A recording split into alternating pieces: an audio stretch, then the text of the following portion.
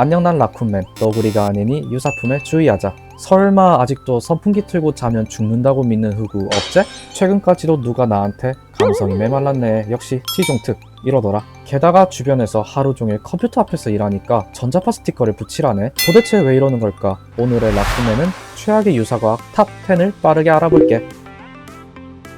일루미나티는 18세기 후반의 급진적 성격의 결사체였다. 10년간 활동하다 해체했으나 사실은 음지에서 전 세계의 정부, 기업들을 조종하고 있다는 음모론과 함께 등장했다. 나중에 세계 단일 정부를 설립할 계획을 갖고 있다고 한다. 이 포즈가 일루미나티의 일원이라는 증거다. 이들은 현대에 일어난 모든 사고나 사건이 사실은 일루미나티의 계획이라고 한다. 일루미나티의 핵심 세력은 렙틸리언이라고 하며 사람을 잡아먹고 피를 마시며 인간처럼 변신하고 사는 외계인을 뜻한다.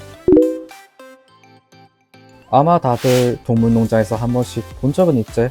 동물과 초능력으로 의사소통을 하여 문제를 해결해 준다고 하는 자칭 초능력자들을 의미한다. 심지어 직접 동물을 보지 않고 사진만 보더라도 동물들의 생각과 감정을 읽을 수 있다고 한다. 그래서 저도 우리 집 강아지의 미움을 읽어보았습니다. 뭐라고? 아, 주인님, 게임 그렇게 하는 거 아닌데. 수정을 비롯한 광물에 신비한 힘이 깃들어 있다고 믿는 문화가 일본에서 처음 유행했다.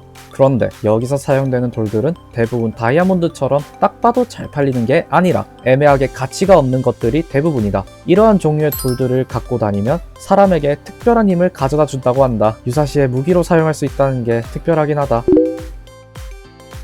기상 후 첫 번째로 배뇨한 오줌을 마시면 몸에 좋다고 믿는 미신이다.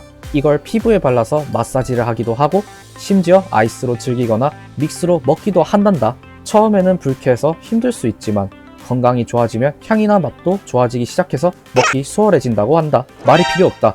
그냥 미친 것 같다. 내가 왕이 될 상인가? 얼굴과 손의 특징을 보고 그 사람의 삶과 미래를 예측하는 일종의 점이다. 근데 이게 관상학이라고 불려버리니까 실제로 학문인 줄 아는 사람이 꽤 많다. 당연히 관상이나 손금은 일종의 우생학에 속하며 그냥 믿거나 말거나로 웃고 넘기는 편이 건강에 좋다. 우리 라쿤 친구들은 관상보다는 사람의 내면을 보는 착한 어른이가 되자고.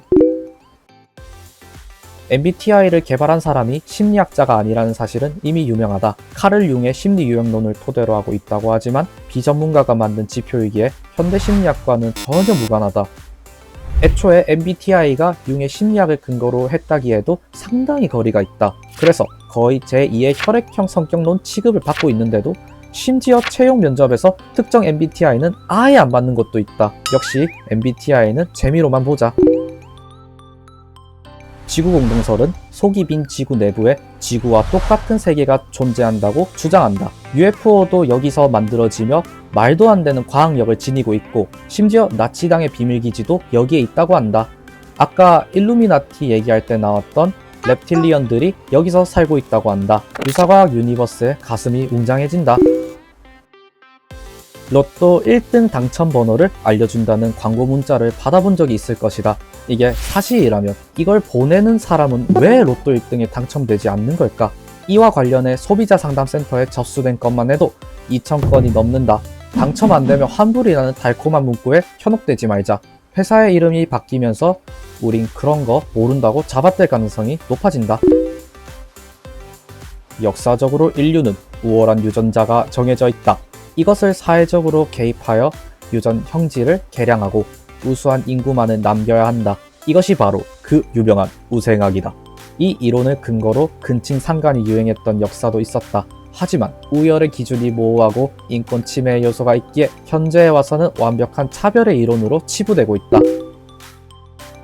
화학조미료 MSG는 억울한 역사를 가지고 있다. 단어 자체가 화학용품 같은 워낙 의심스러운 느낌이 들기도 하고 MSG의 위험성을 극도로 강조한 내용이 전파를 타면서 너무 유명해졌기 때문이다. 물론 많이 먹으면 뭐든지 문제가 되겠지만 이미 많은 결과를 통해 인체에 무해하다는 사실이 밝혀졌다. 그럼에도 불구하고 맹신론자들은 오늘도 MSG를 배척한다. 아니, 군침이 싹 도는데 이걸 참는다고? 오늘 라쿤맨은 소름 끼치기도 어이없기도 한 유사과학에 대해 알아봤어. 뭘 믿느냐는 당신의 자유지만 그걸로 사람을 차별하거나 누군가에게 피해를 줄 수 있기에 이런 사실들은 특별히 조심해야 할 것 같아. 오늘의 라쿤맨은 여기서 끝! 다음에 또 보자.